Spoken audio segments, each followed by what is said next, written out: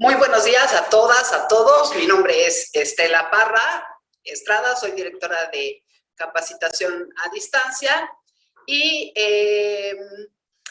vamos a tener la primera videoconferencia para el diplomado y nos va a dar unas palabras de bienvenida la maestra Claudia Luengas, coordinadora de profesionalización e investigación de esta dirección general. Bienvenida, Claudia. Muchas gracias, Estela. Muy buenos días a todos y todas las personas participantes en este diplomado que estamos lanzando, iniciando el día de hoy, resolución de conflictos para la cultura de paz y la cohesión social.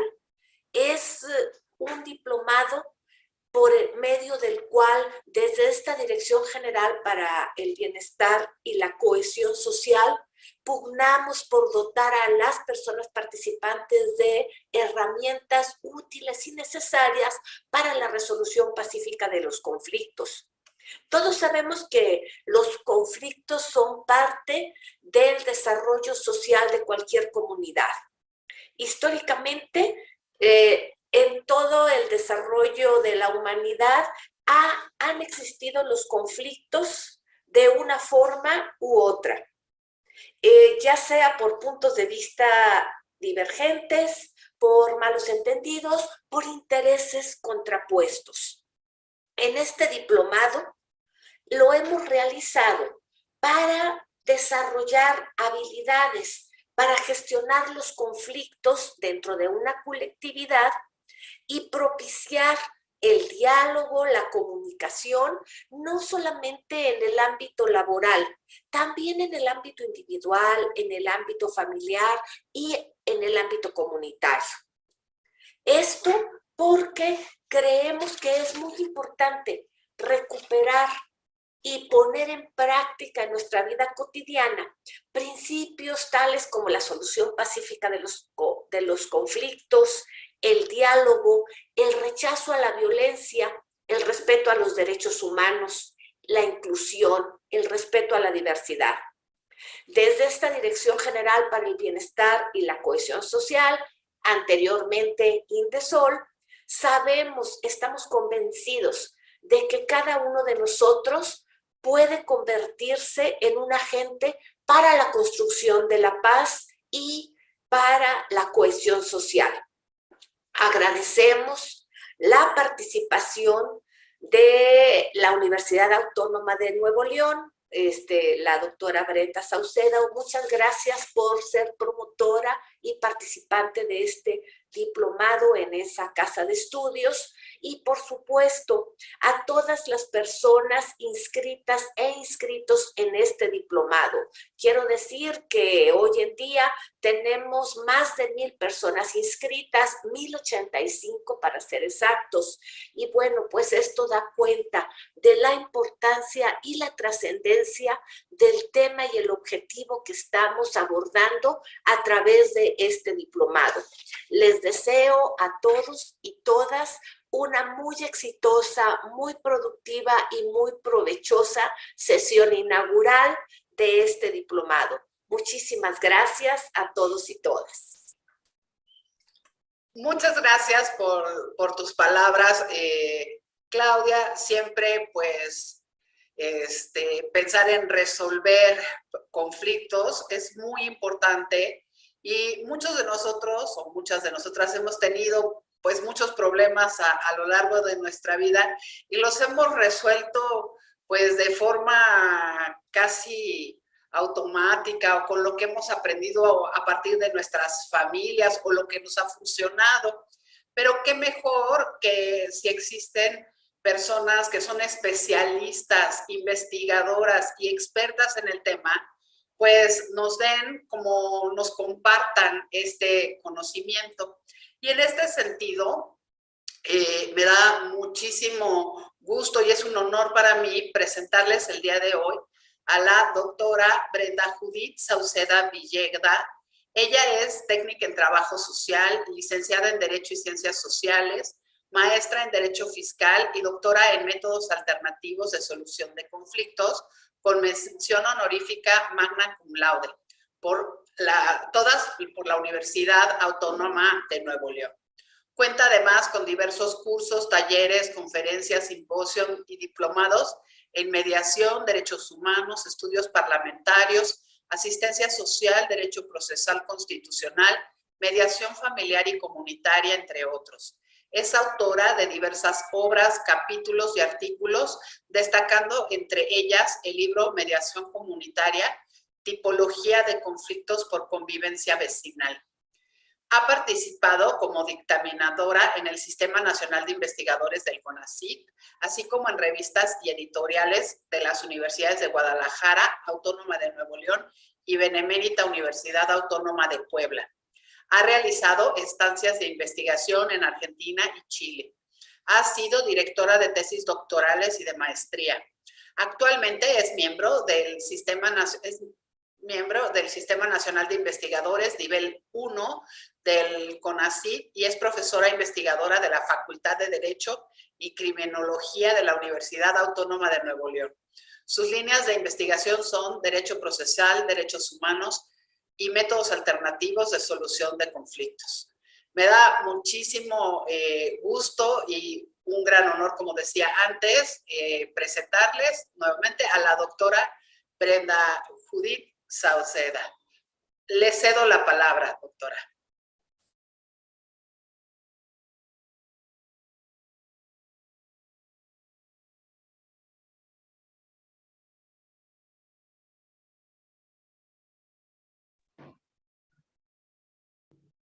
¿Sí me escuchan? Sí, se escucha un poquito con eco, pero sí se escucha. Ah, permítanme.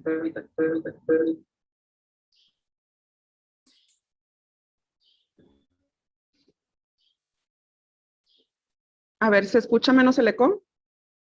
Sí, se escucha perfecto. Ok, muy bien.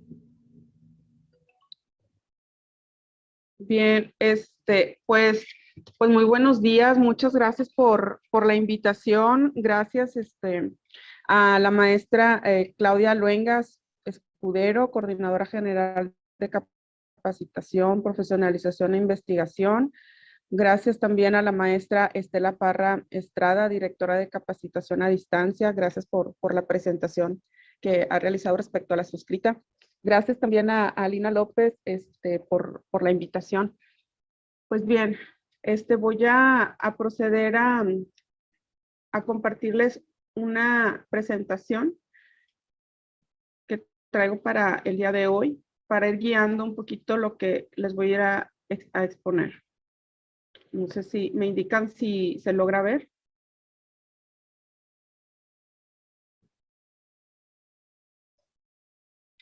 Sí se ve, ¿verdad?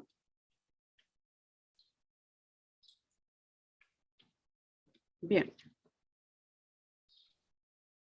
Voy a dar inicio con el tema. Primeramente vamos a iniciar viendo un poquito de lo que es la conflictología, que supongo que a lo mejor ya en estos avances que han tenido en este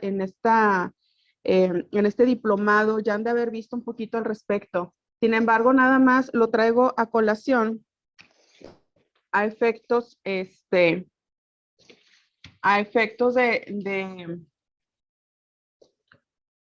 ay, ya voy a aprender por aquí la cámara. Traigo para efectos, nada más de ir robusteciendo un poquito más el tema para hacia donde lo estamos enfocando. Voy a hablar el día de hoy sobre la resolución de conflictos, para lo cual es importante llegar a este punto de la trascendencia de la cohesión social y de la cultura de paz. Con relación a, primeramente, como un primer tratadista de la conflictología tenemos a Edward Vinyamata, que en su artículo Conflictología señala que la historia de la humanidad puede ser escrita en buena parte como la historia de sus conflictos, como la constante búsqueda de paz y de seguridad. Seguramente ya habrán visto este autor, se lo recomiendo, muy trascendente en sus estudios sobre conflictología. Si bien ahorita, bueno, pues lo vamos a ver un tanto más aterrizado en el campo de las ciencias sociales, ciencias jurídicas, pero la verdad de las cosas es que la conflictología aplica para todas las áreas de las ciencias del conocimiento. Entonces, creo que tanto hasta para, si estamos hablando incluso de ciencias exactas, es importante también el hecho de tener una reflexión de índole racional, que a veces es importante tener presente que tenemos que tener en cuenta la mochila de las emociones, que vamos a hablar en un momentito más al respecto.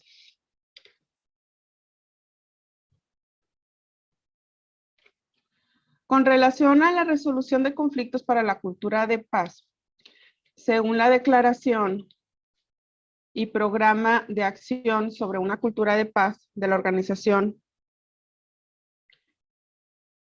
de las Naciones Unidas, el arreglo pacífico de los conflictos y el desarrollo de aptitudes de negociación, diálogo y formación de consenso son compromisos, valores y estilos de vida necesarios para poder generar una cultura también de paz, pero una paz positiva, que es a la que haremos referencia. Por su parte, en cuanto a la trascendencia de la cohesión social, la traemos a colación, ya que es considerado que en América Latina y el Caribe, el concepto de cohesión social surge ante la necesidad de encarar pertinaces problemas que, pese a algunos avances logrados en los últimos años, aún perduran algunos altos índices de pobreza e indigencia, la extrema desigualdad que nos caracteriza, esto está citado, ¿verdad? Diversas formas de discriminación, de exclusión social que se remontan a un lejano pasado. Como bien se mencionó en mi presentación, pues he tenido la oportunidad de andar por diversos países como Argentina, como Chile, como Ecuador, como Perú, en donde la verdad, esto es cierto, es una característica muy similar en América Latina en cuanto a este tipo de conflictos a atender. Que si bien en cuanto a los conflictos relacionados de una manera política social, pues también igual no dejan de ser parte de la agenda de las administraciones públicas federales, estatales y municipales. Siempre nos encontramos por ahí programas que están atendiendo este tipo de temas. El concepto de paz positiva es trascendente y lo traemos aquí a colación, ya que se ha alejado de la perspectiva original de integración de la sociedad humana y se suele entender actualmente como la ausencia de violencia estructural. Les platico que hay un autor por ahí que se llama Johan Galtung, que habla de los tipos de violencia, que habla de violencia directa, de violencia que es una violencia que se da de manera personal hacia un individuo, la violencia cultural y la violencia estructural. Entonces, con relación a esta paz positiva, más bien lo que dice es que en cuanto a esa ausencia de violencia estructural, pues más bien se trae al estudio dentro de la cultura de paz a efectos de poder atenderla, todas esas problemáticas que se puedan presentar. La violencia estructural pues se da, digamos, al interior tanto de lo que viene siendo sistemas, organizaciones, instituciones. Entonces, por ello la trascendencia de este concepto de paz positiva. Entonces, en un esfuerzo por contribuir hacia la integración del pensamiento de paz en cuanto a las dinámicas positivas de la paz, es por lo cual, siguiendo a Galtung y en contraposición a la paz negativa, que es la ausencia de guerra, traemos entonces a la paz positiva, la cual va más allá de la ausencia de conflicto o tregua de la guerra y se orienta hacia la reconciliación de las diferencias. Y es ahí en cuanto a, para efectos de obtener una satisfacción, ¿sí? Que algunos estudiosos se han referido, por ejemplo, al bienestar subjetivo, como viene siendo a lo que se le considera también la felicidad. existen estudios sobre satisfacción, bienestar subjetivo, calidad de vida y el bienestar. Pues es por lo cual es necesario la creación de este tipo de medios pacíficos. Por supuesto que nos falta avanzar muchísimo, sin embargo, México ha tenido también una gran trascendencia, se los puedo platicar con relación a Argentina. Con relación a Argentina, ellos tienen un modelo basado prácticamente en mediación privada, prácticamente. Entonces los mediadores, les paga el propio interviniente, el propio usuario. Sí, aquí en México, pues la mediación, la conciliación, los mecanismos alternativos de solución de controversias son realizados en su gran mayoría por personas que se dedican al sector público, en su mayoría, ¿verdad? Entonces, la verdad es que tenemos esa gran oportunidad de que si queremos resolver una controversia, seguramente podemos acceder a un mecanismo alternativo de manera gratuita. Sí tiene otras ventajas, Argentina, que por ejemplo a nivel nacional tienen un registro de todos los facilitadores. Entonces, al momento de llevar a cabo las certificaciones y llevan a cabo un archivo, un expediente de cada mediador, pues lo llevan de manera sistemática a nivel nacional, lo cual pues eso viene a resolver también muchos problemas administrativos, ¿verdad? Y de control respecto a los facilitadores.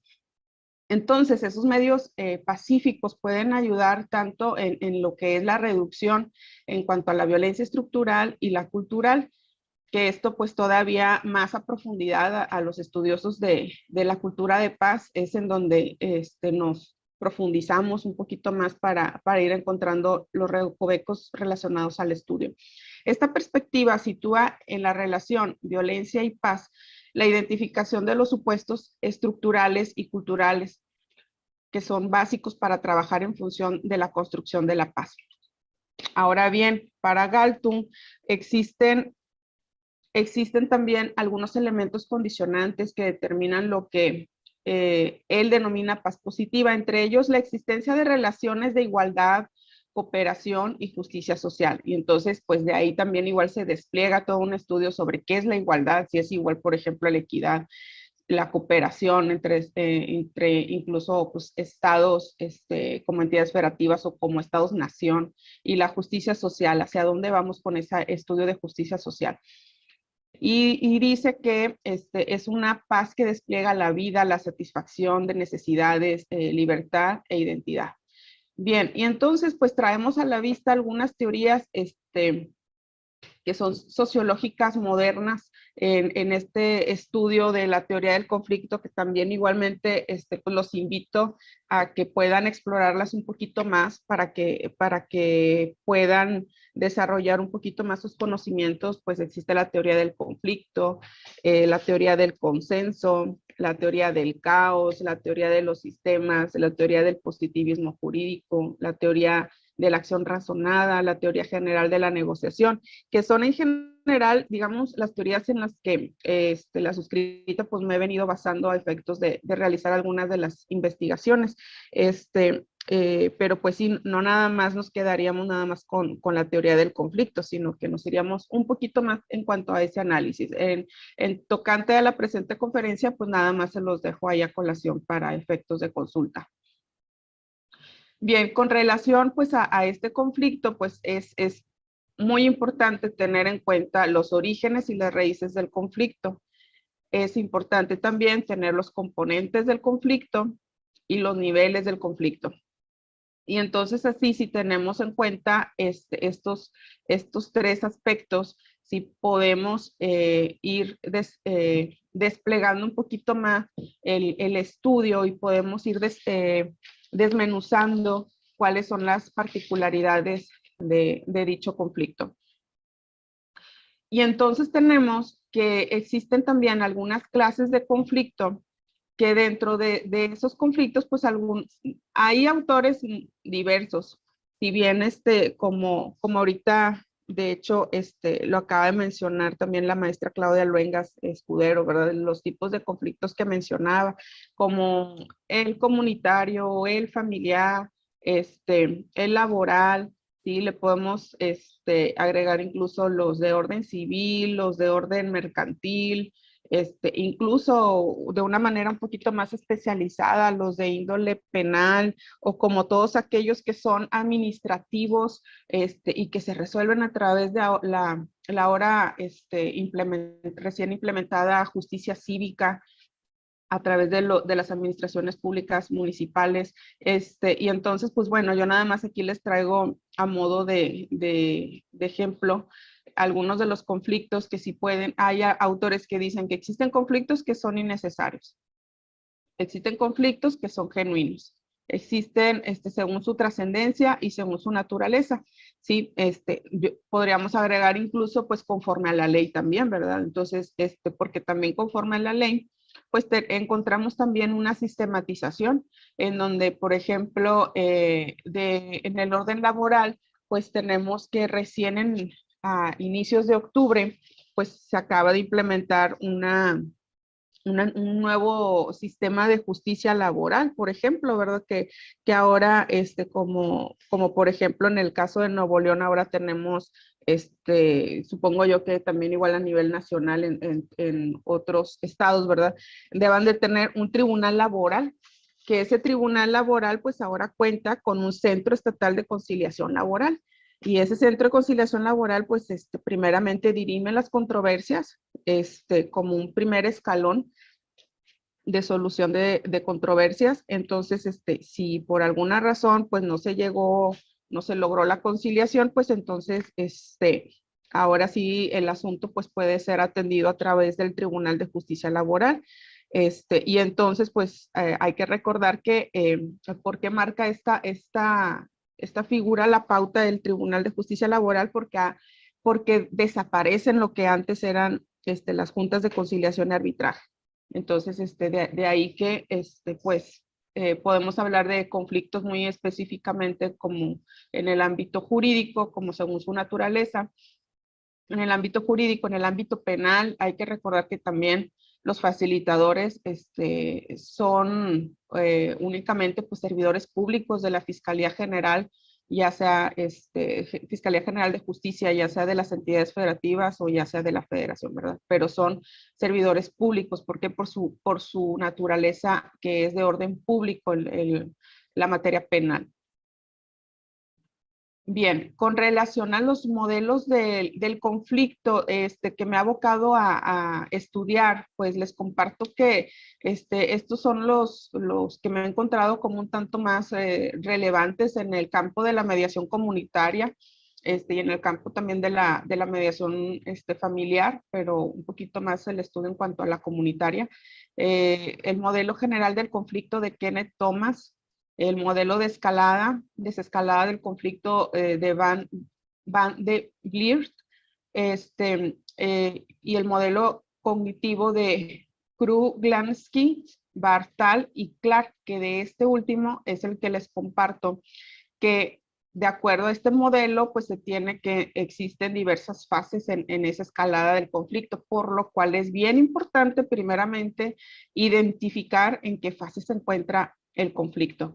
Si tenemos una fase de intensificación o escalada, que sería en la fase primera, y habría que identificar si es conveniente la actuación de un facilitador o si es conveniente que se ha atendido el conflicto por otro medio, por ejemplo, a través de la policía de una manera preventiva, que también igualmente se han venido capacitando en la solución de conflictos, ¿verdad?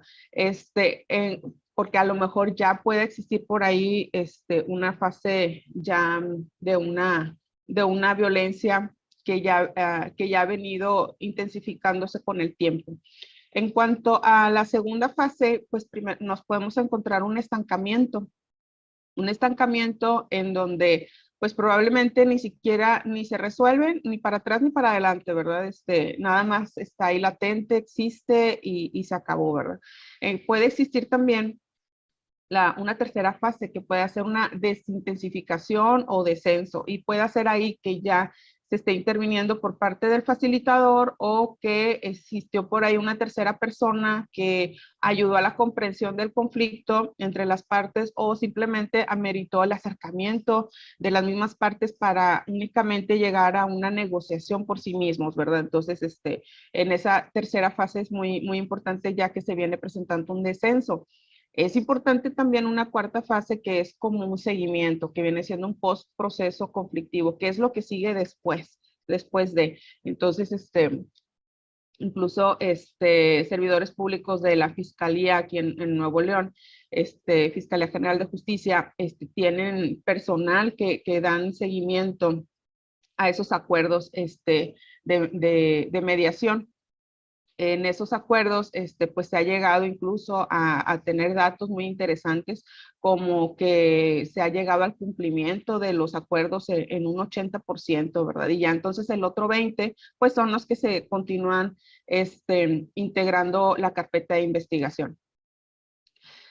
Cuando tenemos un conflicto, ya tenemos identificado toda esta parte que acabamos de mencionar.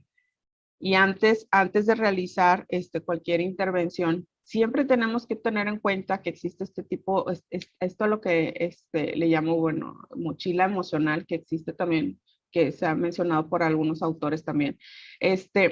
Pero en esa mochila, pues cada uno de nosotros pues traemos diversas emociones. Traemos expectativas de los demás, traemos historias ajenas, angustias, heridas emocionales, miedos, culpas, dependencia emocional, estrés excesivo, emociones no expresadas, lo cual puede llegar a resaltar o a presentarse también dentro del proceso de mediación, de conciliación o de arbitraje, ¿verdad? En cualquiera de los mecanismos alternativos conocidos. Entonces, siempre también esto es bueno como para efectos de poder emplear incluso la técnica de comunicación adecuada, como por ejemplo en este tipo de situaciones, cuando se identifica que hay como un bloqueo que no deja avanzar en la conversación, hay algo, se percibe, ¿verdad? Lo percibimos con los sentidos. Sin embargo, por ello es que yo recomiendo el caucus en un momento dado para que pueda salir alguna otra situación que no es posible decirle frente al otro interviniente, ¿verdad? No quiero pasar por alto que en la Constitución también pues, se señala como principal fundamento el artículo 17, que ninguna persona podrá hacerse justicia por sí misma ni ejercer violencia para reclamar su derecho. Y entonces para ello, en este artículo 17 señala que las leyes preverán mecanismos alternativos de solución de controversias y que en la materia penal se regulará específicamente la aplicación, ¿verdad? Como lo he venido mencionando. El artículo 73 señala que el Congreso tiene la facultad para expedir la ley general que establezca los principios y bases en materia de mecanismos alternativos de solución de controversias. Dice que con excepción de la materia penal, la cual pues se maneja aparte, ¿verdad? Entonces tengo un conocimiento que ya se está avanzando bastante en esa ley general que creo que va a ser una ley nacional de mecanismos alternativos que abarca todos aquellos que no sea justamente esta materia penal.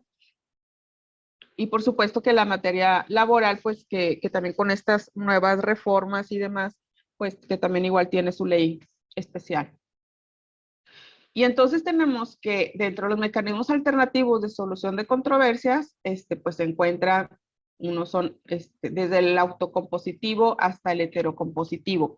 Y entonces tenemos desde la negociación, la conciliación, la mediación, el arbitraje y también el proceso judicial, que también ya sería un mecanismo, pero más bien de tipo heterocompositivo, que básicamente, así como lo señala la gráfica, ¿verdad? Te vas llenando de más papeles.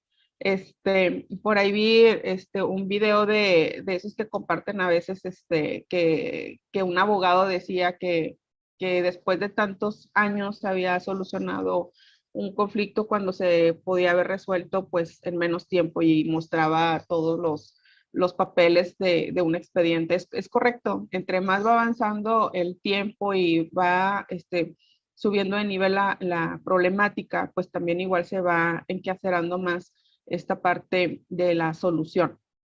Nada más aquí está al revés. Es primero la negociación, aquí tuvo un error. La negociación, después es la mediación.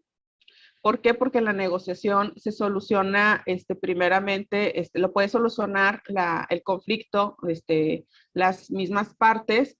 Después se puede acudir a una mediación, por ejemplo, ¿verdad? La mediación implica que el facilitador, sea un guía en la solución. Entonces no interviene tanto en el conflicto. Entonces, en cuanto a el mecanismo alternativo conocido como conciliación, quedaría ahí en lugar de donde está la mediación. Hay una disculpa por el error, porque el conciliador lo que hace es proponer una solución. Propone la solución, ya tiene una intervención más, ahí un poquito más importante. El arbitraje, pues en el arbitraje, las partes se sujetan a lo que un árbitro, pueda resolver. Entonces, que básicamente casi como si fuera un juez y tiene sus reglas. Entonces, lo que emite el árbitro, pues viene siendo un laudo. ¿Sí? Entonces, que luego ya hablando en términos legales y demás, si el laudo es impugnable o no es impugnable, si no hay recurso que proceda y si cuando existe algo que no proceda, que no exista recurso que proceda, pues que procede, sabemos los abogados, pues el amparo, ¿verdad? Entonces el otro ya mecanismo de solución pues se viene siendo ya acudir al proceso judicial. Bien, entonces, pues estos que tenemos, pues son los más, ¿verdad? Haciendo nada más ahí la distinción del proceso judicial. Sin embargo, también dentro del estudio de la solución de los conflictos es una figura relevante la justicia restaurativa, que dentro de la justicia restaurativa, pues también, como me ha tocado la oportunidad, por ejemplo, de ir a diversos estados y de estudiar sus leyes, ya contemplan en sus leyes también la justicia restaurativa, si mal no recuerdo, en todos los estados. Estaba haciendo una relación justamente de todos los estados que la contienen. Sí la contienen, nada más ahí varían un poquito en cuanto a los principios, pero en general sí la contienen las leyes. En el caso de Nuevo León, Nuevo León dice que es un mecanismo mediante el cual las partes de una controversia se involucran para identificar y atender colectivamente las consecuencias del hecho o conducta que se reclama y las necesidades y obligaciones de cada uno de los interesados a fin de resolver el conflicto. Esto con el propósito de lograr, fíjense nada más, 3 cosas muy importantes que así les llaman las 3 R's. La reintegración en la comunidad, la recomposición social, así como la reparación del daño o perjuicio causado o ambos en su caso. Y entonces, lográndose a través de la justicia restaurativa, esa reintegración en la comunidad, la recomposición social, así como la reparación del daño, se puede ir trabajando en este tejido social. Y entonces se puede ir abonando un poquito más en esa cohesión social de la que veníamos hablando. Y por tanto, si bien ha sido más manejada en materia penal, la visión de la justicia restaurativa, yo les puedo decir que en mi Google Scholar, así con mi nombre completo por ahí, tengo algunas publicaciones en donde hablo de la justicia restaurativa, pero aplicada en la comunidad. Sí, me ha tocado también la aplicación de reuniones restaurativas, pero en el ámbito también familiar. Entonces, que amerita toda una preparación y demás, pero que ha rendido, ha tenido sus buenos efectos, digámoslo así. Nunca son dañinos, siempre son para mejorar las relaciones. Entonces, algo muy importante de la justicia restaurativa es que tenemos, además, la figura de la comunidad. Puede participar tanto la víctima, el ofensor, las personas que son importantes para la víctima y el ofensor, pero también la comunidad. Y entonces, de aquí que la importancia de traer a colación lo que viene siendo desmenuzar un poquito más lo que es esta justicia restaurativa. ¿A qué se refieren con justicia restaurativa? En mi caso, me capacité en su momento con Jan Smith, quien a través del Instituto Internacional de Prácticas Restaurativas, nos brindó esta oportunidad de conocer las prácticas restaurativas en un taller que pudimos desarrollar en la práctica algunos círculos restaurativos y reuniones restaurativas. Entonces, pues bueno, también tenemos que esas prácticas restaurativas pueden ser desde las informales, como la escucha, declaraciones afectivas, preguntas afectivas, pequeñas reuniones espontáneas, y las más formales son los círculos restaurativos y reuniones restaurativas, que dentro de lo que Jan Smith nos mencionaba era que lo más formal es porque amerita más preparación. Entonces, esto es a lo que me refiero, que he venido colaborando en la realización de círculos restaurativos y reuniones restaurativas en el ámbito familiar y comunitario. Algunos antecedentes de estos programas restaurativos exitosos pues son las conferencias del Grupo Familiar de Nueva Zelanda, las conferencias comunitarias en Australia, los paneles juveniles en Inglaterra y Estados Unidos y los círculos comunitarios en Canadá. Al ser una figura relativamente novedosa en México, pues falta mucho por avanzar en la implementación. Bien. Aquí más que nada, pues les explico que las prácticas restaurativas pues comparten similitudes con las fases del proceso de mediación, ¿sí? También se comparten las técnicas de la mediación, como la escucha activa, las preguntas, el parafraseo, el caucus, el replanteo, la legitimación de las partes o de los intervinientes, la lluvia de ideas, y el ponerse en los zapatos del otro. Es importante dentro de estas prácticas traer a colación tanto el pasado, el relato de la historia, el presente, que es la reflexión, y el futuro, a efectos de poder llegar a una reparación y a una reintegración, que obviamente también se llega a un acuerdo. Sin embargo, en la justicia restaurativa no es lo trascendental el llegar al acuerdo. Si se llega, qué bueno, pero lo trascendental pues son más bien la relación, la transformación de la relación. Entonces yo creo que más bien aquí lo que le veo de trascendencia es esa transformación del conflicto a través de la justicia restaurativa. Y pues parte de la justicia restaurativa, digamos, que nos explicaba Jan Smith en su momento, y espero que lo vean más adelantito, con relación a esta ventana de la disciplina. Debe de existir una relación equitativa en cuanto al control y en cuanto al apoyo.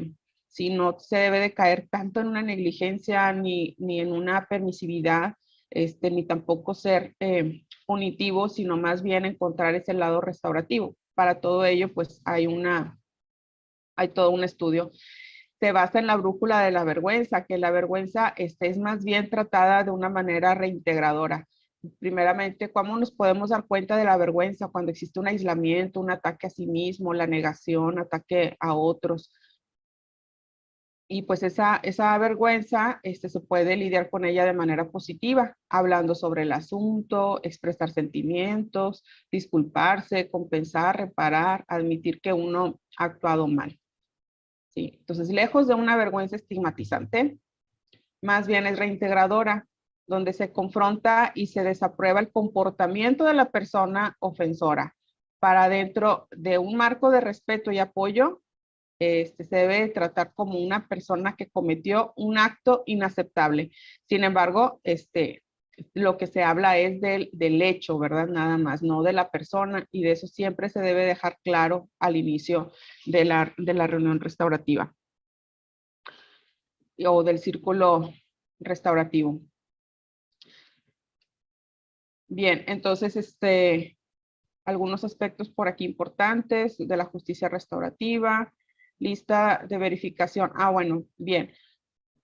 Cuando ya sabemos, ya realizamos la práctica restaurativa, como a manera de palomear. Es respetuosa, es justa, es reparadora, se ha desarrollado empatía, se ha logrado una mayor responsabilidad, se ha logrado promover un cambio positivo, y entonces se va palomeando si se ha logrado.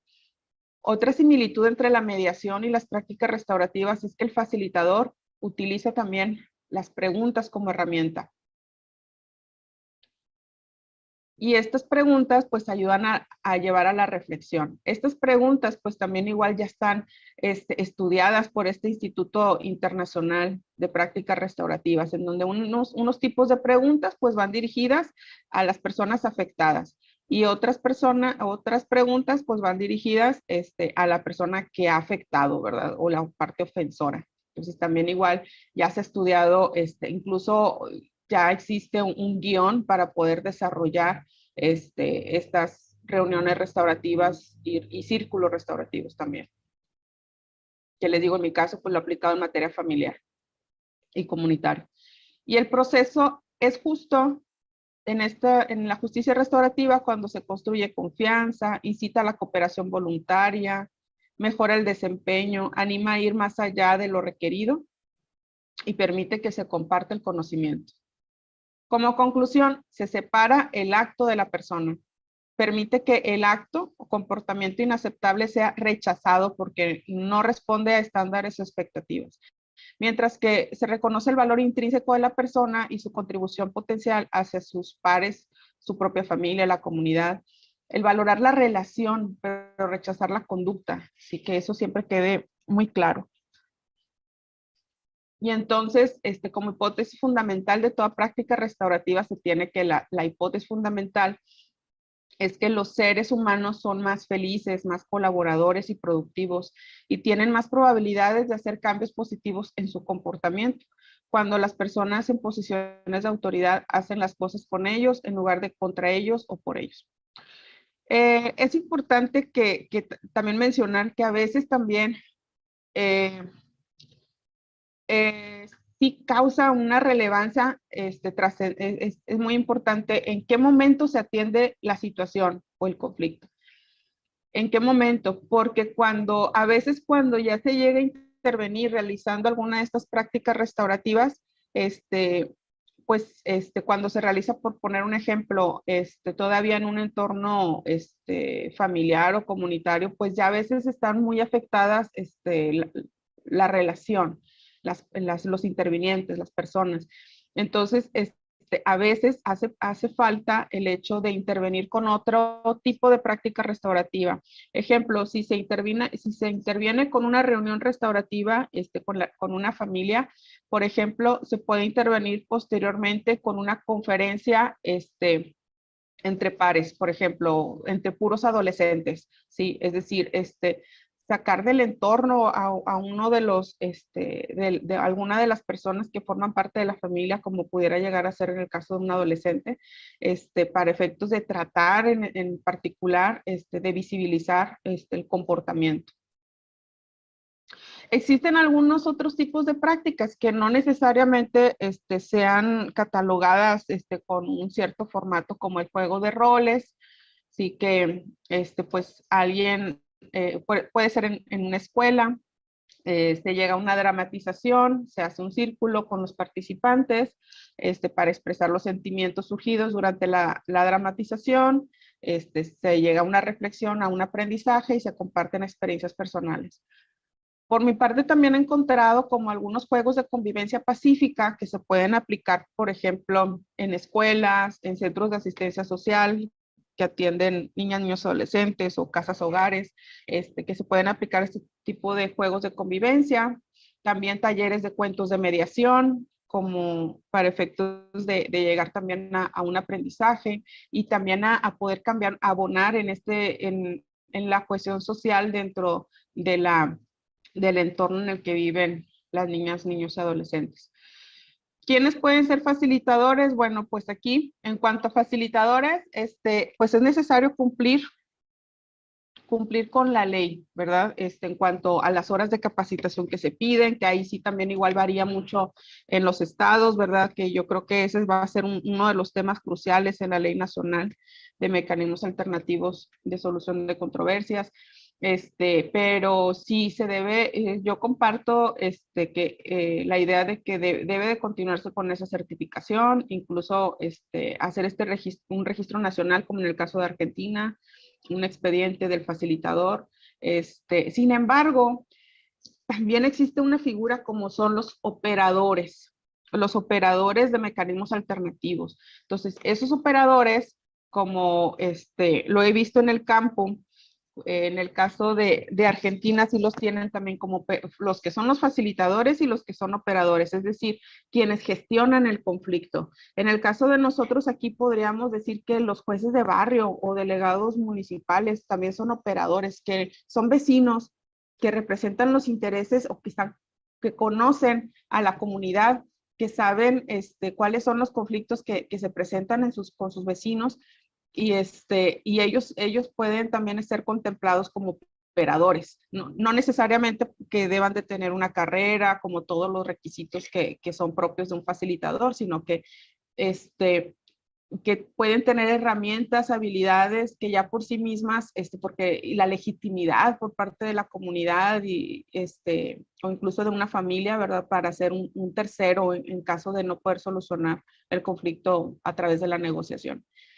Y pues bien, entonces con relación a esta cuestión social, el sentido de pertenencia a la sociedad constituye un eje central de las distintas definiciones de cohesión social. ¿Sí? No vivimos en un mundo donde estamos aislados. Tenemos un componente subjetivo, estamos compuestos también por percepciones, valoraciones y disposiciones de quienes integran la propia sociedad. Entonces, como siempre lo digo, es cuando trabajas por hacer el bien de otra persona, estás trabajando por esa cohesión social, estás trabajando por tu propio entorno, por tu propia calidad de vida,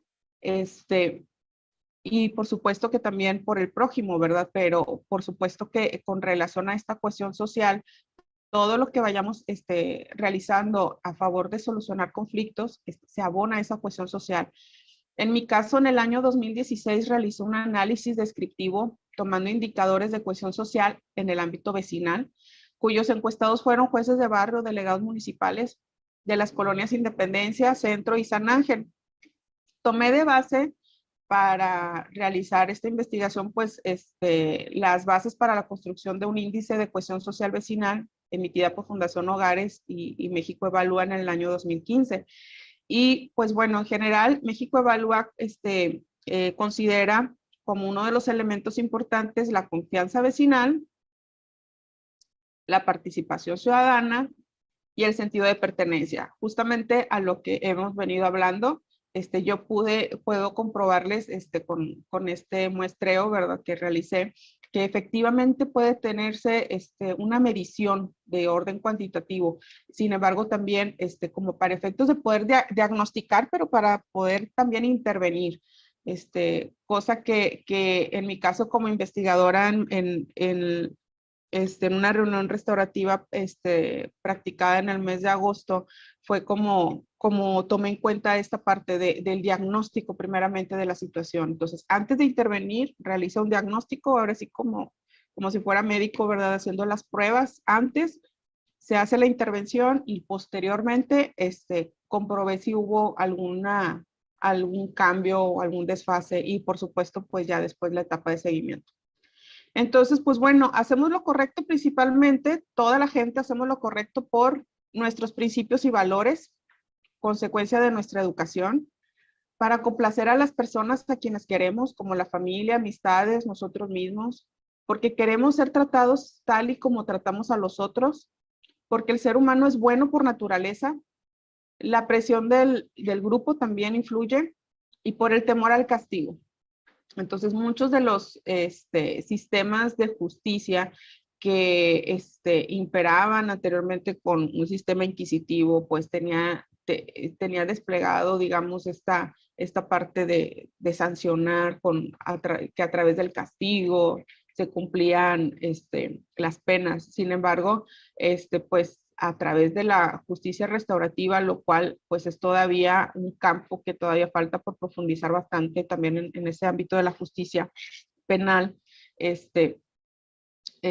pues todavía falta abonar bastante, que es de hecho con los adolescentes en conflicto con la ley, donde se inician los estudios de la justicia restaurativa, y existe una ciudad Hull que se tiene como un antecedente de la primera ciudad restaurativa, ya yéndome un poquito más profundizando a los estudios del derecho a la ciudad, creo, estoy convencida, también está publicado en mi Google Scholar, sobre el derecho un artículo sobre el derecho a la ciudad restaurativa, porque creo que se debe de tocar la atención de los conflictos de una manera más holística, abarcando todos los ámbitos que hemos mencionado.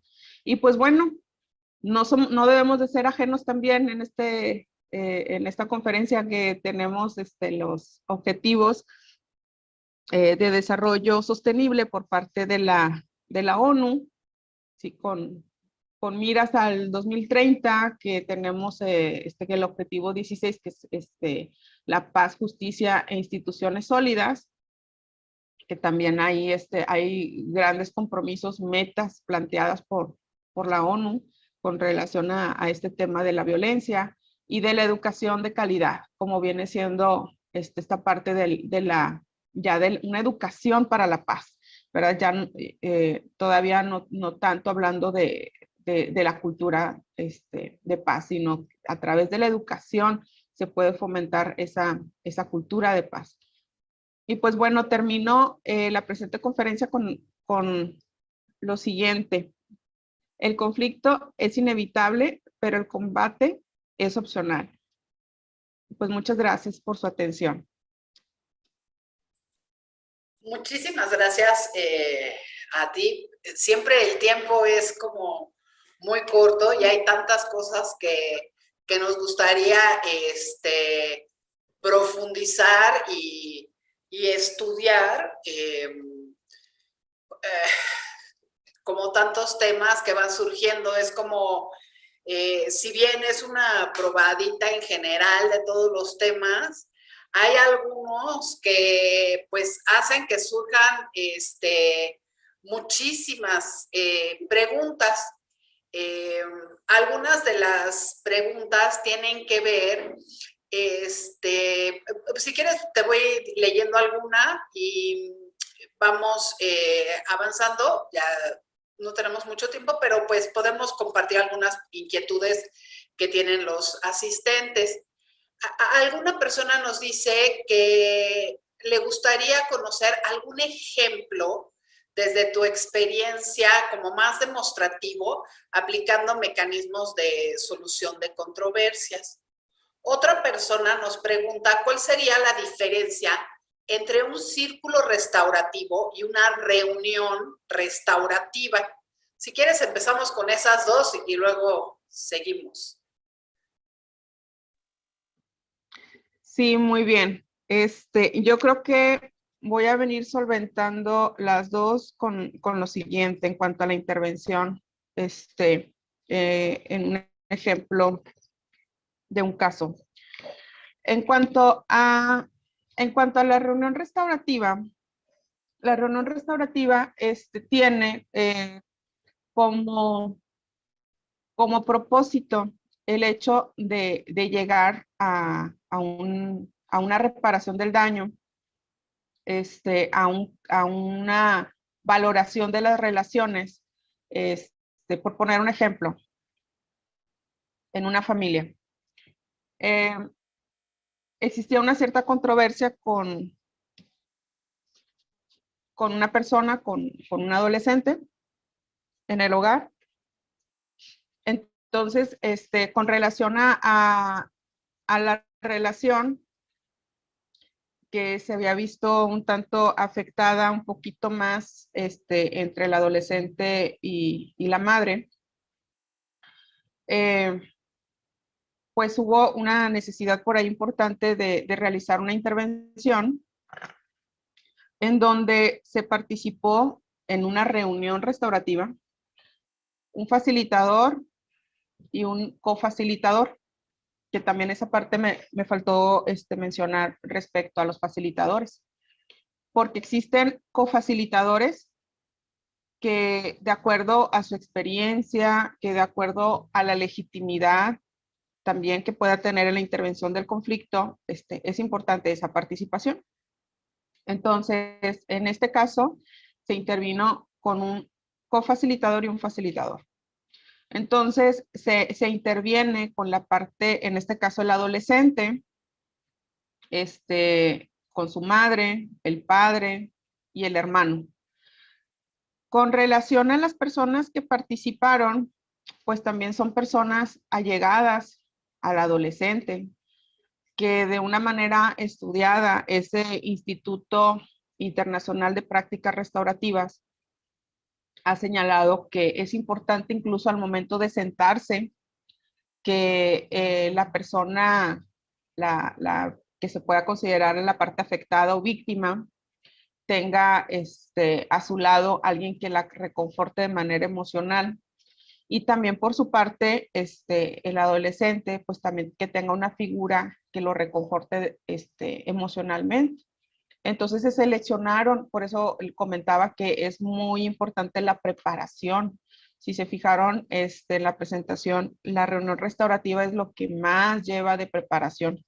Entonces, se lleva un guión en donde en ese guión se respetan las preguntas de ese guión. Sin embargo, hay momentos en donde se puede explorar un poco más. Hubo muy buen resultado en ese momento. Sí disminuyó, digamos, la violencia en ese momento, que probablemente exista la posibilidad, porque hay que tener también en cuenta, que también esa parte me faltó, hay que tener en cuenta que hay que identificar si existen factores psicológicos o factores psiquiátricos que deban atenderse, que ya no serían solución a través de una práctica restaurativa o de un MASC, un mecanismo alternativo de solución de conflictos, ¿verdad? De controversias.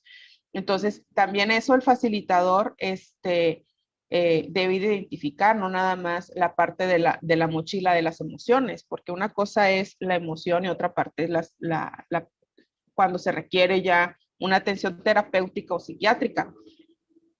Entonces, por ello es que en la justicia restaurativa de inicio, si bien es importante trabajar en los acuerdos, que en este caso se llegaron a acuerdos puntuales sobre la dinámica en las actividades de la casa, por ejemplo, el establecer actividades, quién las debe de cumplir, etcétera, y otras situaciones de índole escolar. Entonces, fue importante en un inicio a llegar a aterrizar, por eso les decía el hecho de que se explora tanto el pasado, el presente y el futuro en una práctica restaurativa, lo cual pues amerita su tiempo. Por ejemplo, nos llevamos 3 horas, pero de preparación pues nos llevamos mucho más horas que esas, ¿verdad? Entonces, cuando se interviene en una situación, pues también hay que ver lo que sigue. Si hay que trabajar, como lo comento, o de manera terapéutica, o si hay que trabajar ahora sí a través de una conferencia, a lo mejor con adolescentes, o un círculo restaurativo. El círculo restaurativo, la diferencia con la reunión, es que, ejemplo, la reunión también puede darse entre víctima o la parte ofendida y, y el agresor en un entorno escolar. Por ejemplo, que faltaría muchísimo de trabajar este tipo de práctica restaurativa en un entorno escolar en donde a lo mejor pues hay una maestra que tiene una cierta facilidad, un cierto apego con alguno de los muchachos y igual el otro joven, ¿verdad? Y se puede prestar mucho esta reunión para resolver conflictos, que sería ahí un poco más en lo particular, ¿sí? En cuanto al círculo restaurativo, se puede utilizar hasta como dinámica en la escuela. El círculo restaurativo se comparte un tema en donde existe un objeto importante, que ese objeto tiene una cierta valía y se dice por parte del facilitador el por qué ese objeto es importante en ese círculo. Hola, pues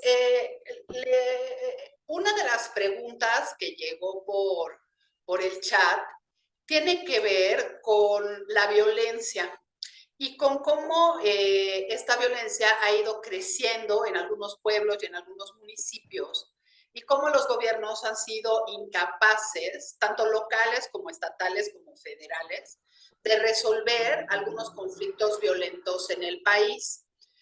La persona que escribió esto nos preguntaba que cómo, si va a ser posible que se resuelva o no.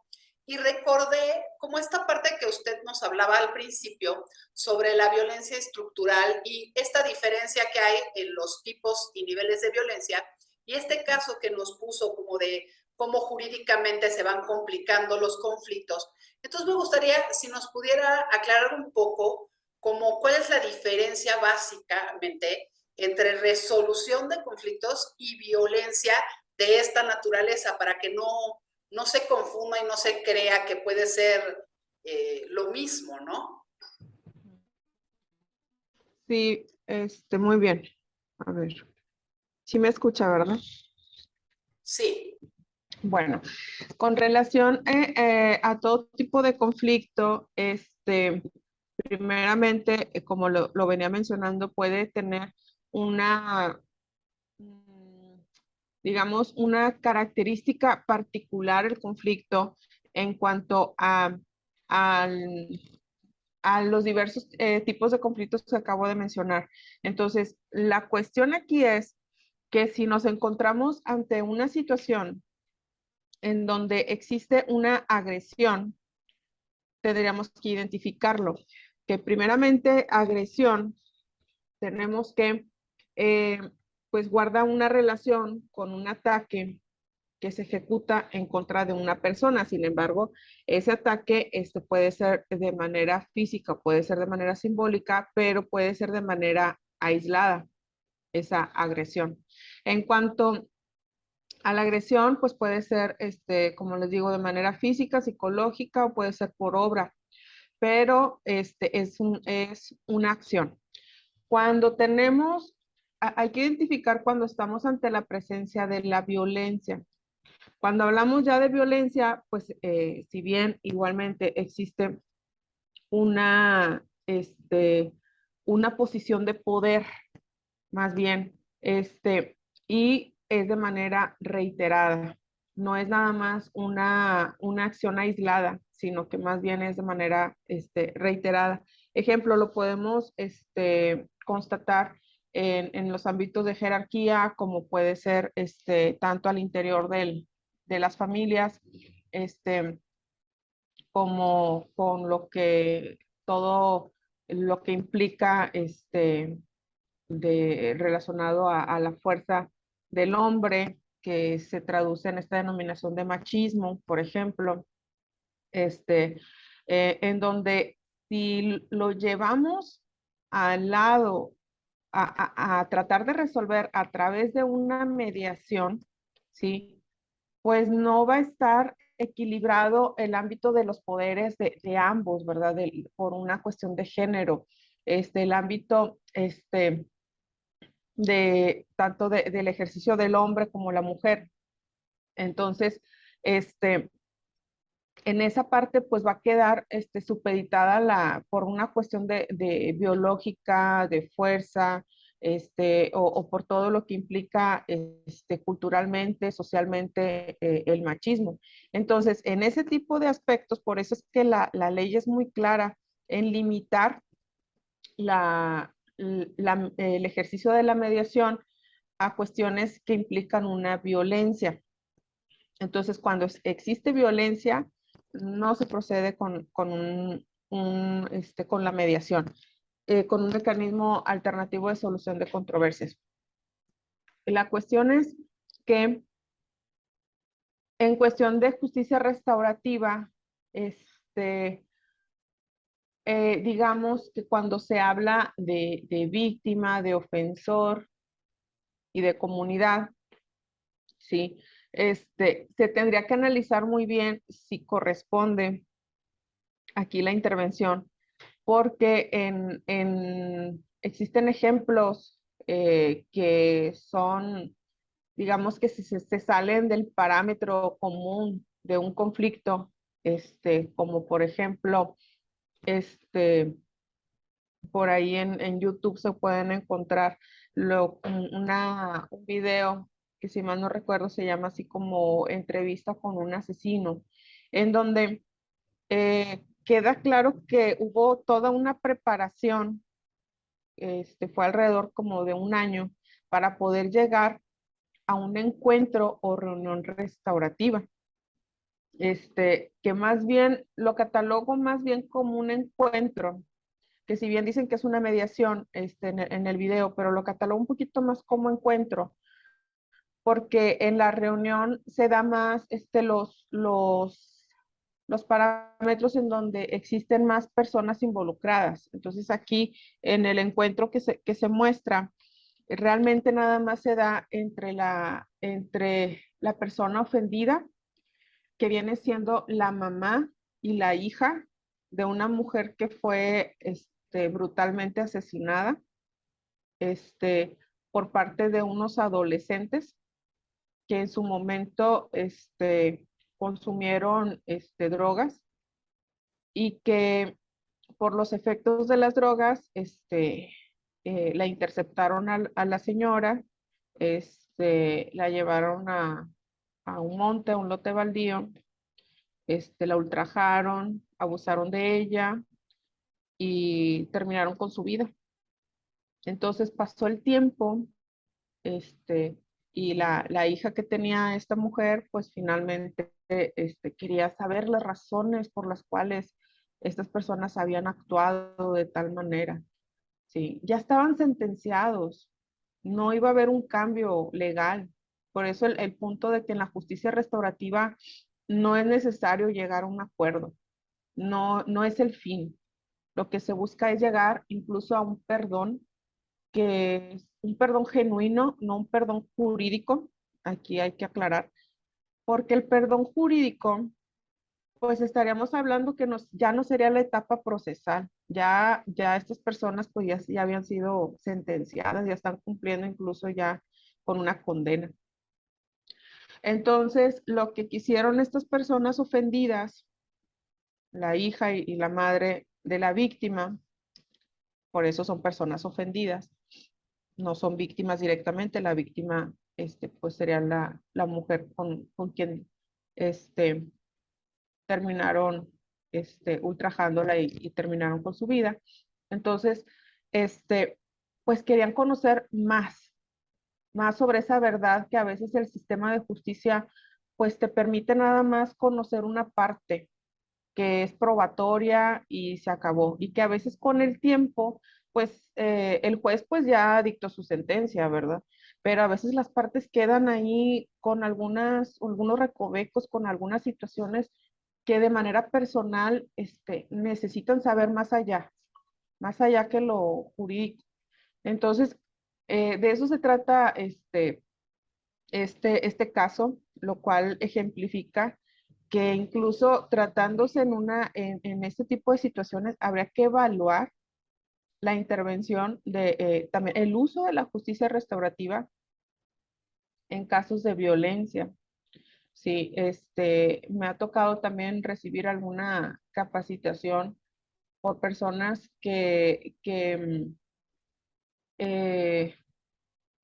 de origen colombiano, defensores de los derechos humanos, que hablan de casos, como de un pueblo por allá, que le llaman, dicen que le llaman Trujillo a ese pueblo, que mencionan unas partes también igual de esa historia del pueblo muy complejas de comprender, el cómo todavía existen personas que todavía continúan viviendo en ese pueblo, en donde intervinieron algunos grupos guerrilleros y pues existieron personas que son importantes para la comunidad, como un sacerdote que apoyaba a la comunidad, al pueblo de Trujillo, porque pues estos grupos guerrilleros se los llevaban a los hombres de las familias a participar en actos violentos. Entonces, pues prácticamente el sacerdote lo que hacía era organizar a las mujeres que quedaban de las familias. Entonces, organizando desde actos como, pues, el recaudar despensas por la necesidad de seguir subsistiendo, este, eh, ropa y demás, ¿verdad? Como sabemos, ese tipo de actos, a favor de la comunidad que a veces hacen, este tipo de líderes religiosos, ¿verdad? Como un sacerdote. Bueno, pues resulta que el sacerdote pues tuvo una intervención un poco más allá que la religiosa o comunitaria. Y como para efectos de mandar un, un mensaje a la comunidad, hay un río cerca de la población en donde finalmente lo crucificaron al sacerdote, y pues ahora realizan, digamos, pinturas y demás relacionadas a este sacerdote, ya obviamente ya fallecido y crucificado en el río. Lo aventaron al río y pues para que les quedara claro a la población que restaba, ¿verdad? De esa población, este, que pues que tenían que sujetarse a las normas establecidas por estos grupos.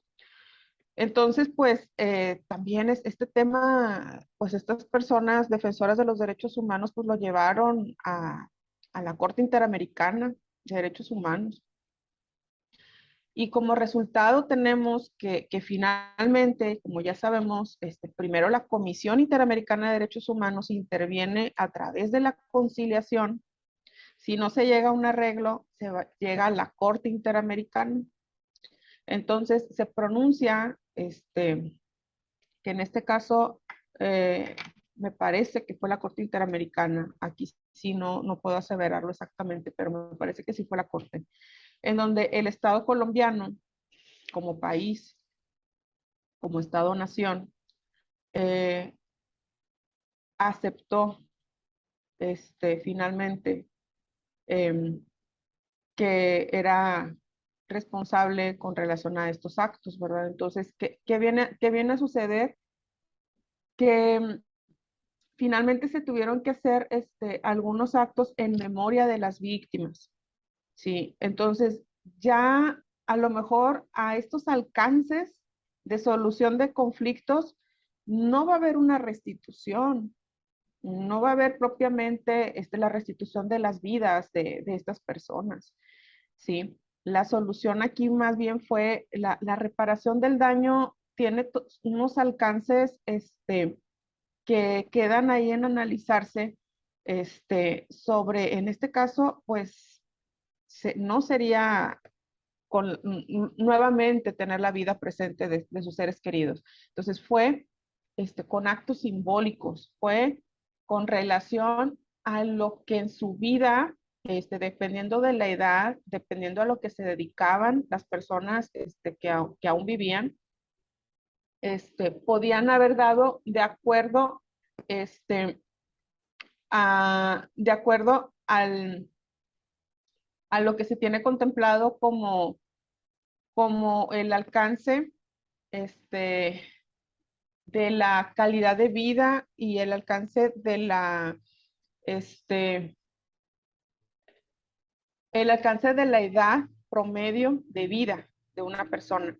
Entonces, y la profesión, ¿sí? Entonces, dependiendo de ello, fue que se obligó al Estado mexicano, la indemnización, para efectos de reparar el daño a las familias.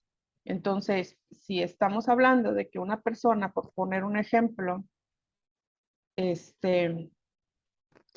fuera normalista o fuera un trabajador y ganaba tanto dinero, ¿verdad? Es tanta cantidad, pues se hace el cálculo con relación a la esperanza de vida de la persona.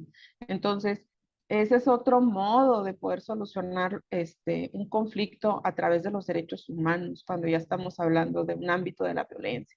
Por eso, lo que comento, tendría que analizarse muy en específico el caso que se trata de violencia, como para poder, lo llevo los ejemplos de un extremo a otro extremo. Podemos hablar desde una cuestión de una violencia familiar, podemos hablar de una violencia comunitaria, podemos hablar de un tema penal, que es la razón principal de la justicia restaurativa, sobre todo en el tema de adolescentes, porque pues la esperanza de vida de los adolescentes jóvenes, que todavía tienen toda una vida, que el país todavía espera que, que, que tengan un buen alcance en su sano desarrollo.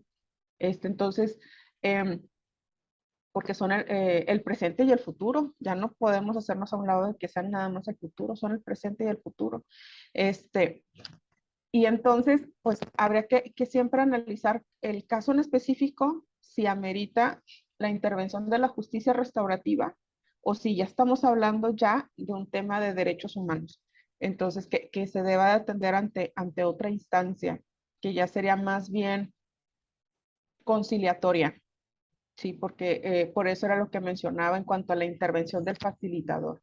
En la mediación, nada más guía a las partes, no puede intervenir con una propuesta. Y en el caso de la conciliación, si ya interviene con una propuesta, como en el caso de derechos humanos, pues ya interviene ahí con una propuesta. Y ya el Estado sabrá si acepta o no acepta esa propuesta. Por poner un ejemplo, ¿verdad? Hablando en esos niveles y también igual si estamos hablando de índole familiar, como podemos hablar en materia de maltrato infantil, que si bien ahí se pondera también ese tipo de violencia ejercida por parte de los padres con niñas, niños, adolescentes. Sin embargo, la figura de la Procuraduría de Protección de Niñas, Niños, Adolescentes es una figura administrativa, es una autoridad administrativa que lo que emite es recomendación y le recomienda a la familia, le dice, prácticamente, debes educar bien a tu hijo, no debes utilizar métodos correctivos inapropiados, por poner un ejemplo, ¿no? Este, eh, debes hacer algunos cambios en la dinámica familiar, por poner un ejemplo. Entonces, por eso son recomendaciones que hace como autoridad garante de los derechos de niñas, niños y adolescentes. Sin embargo, existe una autoridad judicial que en su momento, también igual como lo mencionaba, pueden llegar también la familia y hasta esos ámbitos a obligar a la familia al cumplimiento de sus obligaciones. Entonces, por ello es que sí hay autoridades que pueden ejercer la conciliación y les dice, yo les propongo que tienen que hacer esto.